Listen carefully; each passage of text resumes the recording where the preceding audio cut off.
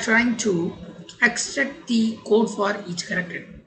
Now you know this is our binary tree, and in our binary tree we have to extract the code.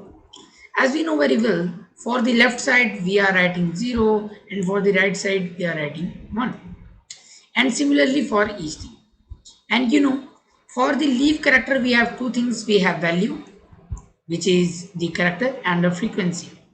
Okay, now we have to create the code for that. So first of all you have to understand which is the best algorithm we can use in order to handle this thing. So it is very easy to understand, like what I'm trying to save. What I'm trying to save is, for A we have code 1000, for B we have 1001, for E we have 01. So it is very easy to understand that we can use dictionary here in order to store the value as key and value pair. So we are using the dictionary here. So let's get jump into the code and understand how we can do that. Now you can see here we have to create a function which is self dot sorry build tree code, and we have to call this function build tree code. Now let's define it. Build tree code, and I'm gonna pass in the self, and the function starts. Now sorry, so we are starting our function, but how actually we can do that? We have only our binary tree. We have to use this binary tree and extract the code for each character. So how actually we are doing so far? Let's understand. So we have a root, and we are going towards left, and then we are again going towards left, and we are reaching towards D. And whatever the path of D, we are following that path, which is left and left, and we have 0 as a code. So in to find the code for any character we actually need a root. And how we get that root? As you know very well, we have the heap. We are adding elements, we are adding nodes, and we have a merging node which is again pushed to that, and we are doing that process until our heap size is 1. So we are pushing all these things, and at last we have 185, which is the top of the binary tree and which is pushed. And when we push it, the length of our heap is 1, and we have to stop here. It means in our heap we have 185. So we can easily pop that 185 from it and use it as a root. So it is easy. So first of all we have a root, and how we can get the root? We have to write heap q dot heap pop. So we are using the heap pop, and from where we have to pop? We have to pop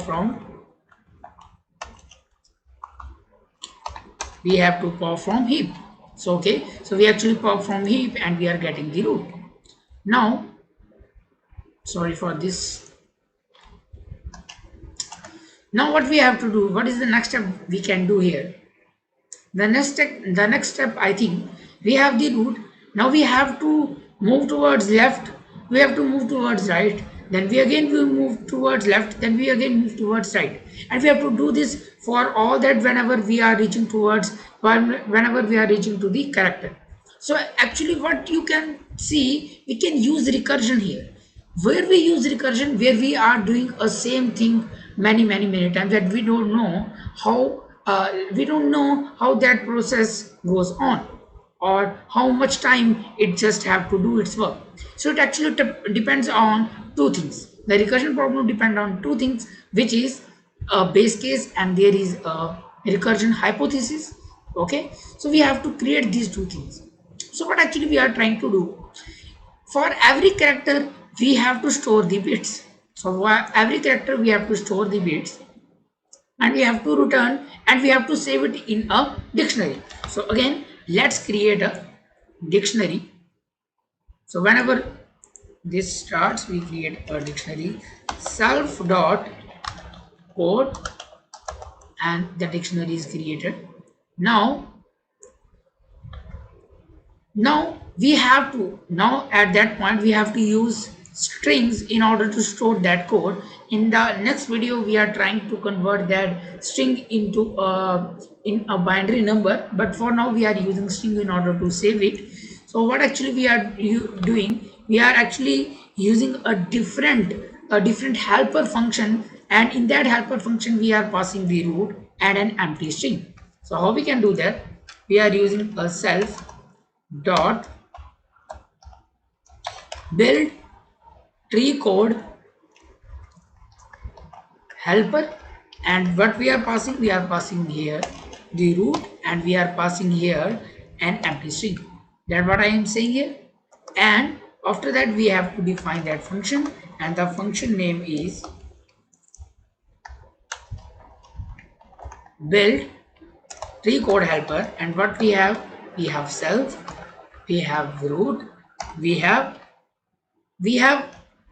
a variable current bit which is in starting it is empty, it is an empty string, but we are storing all the character bits in that variable which is a current bit. Now we have to think what is the base case for our question. So what is the base case? So let's suppose in our heap there is no node left, okay, and when we do that heap pop we are getting the none.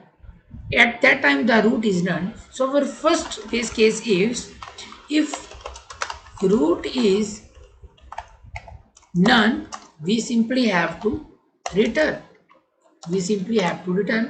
And what is our hypothesis? We have to move left and we have to move right. That is our hypothesis, I think. So we are calling the function self dot build heap code helper, and we are passing root dot left comma. The second thing is, when we are moving towards the left side we have to append 0, and when we are moving towards the right side we are appending what? We are appending 1. So current bits plus we have to append 1. That is fine. But I think there is something missing. What is that thing? I think we have to store that in the dictionary. So when we have to store the value of D, E, F, C, A, B, when? So simple as that. For these merging root, you can see these merging roots don't have value. But for this leaf node, we have D as a value, we have E as a value, we have F as a value. It means for a leaf node, we have value. Okay, so we can write if root dot value is not none. What does that actually mean? It means it has something, not none, it has something. And what is that? That is the character. So when we reach the character, what we have to do, we have to store it in our dictionary, which I made as code for root dot value. And what is the value? Which is simple as that, current bits, and we have to return. And this is okay. We have do our work, and we have our codes for each and every character. And when the root value is none, because for a merging node there is no value, so we have none. And when we have none, we have to call the recursion function to left and right side. So this is for that. You have to code it so that you can understand it very well. In the next session, what we will do, we are working on that encoded text. So for that text, we are convert that text into a binary code, which is a very easy data structure problem, and we do it in our next session. So stay tuned. Thank you.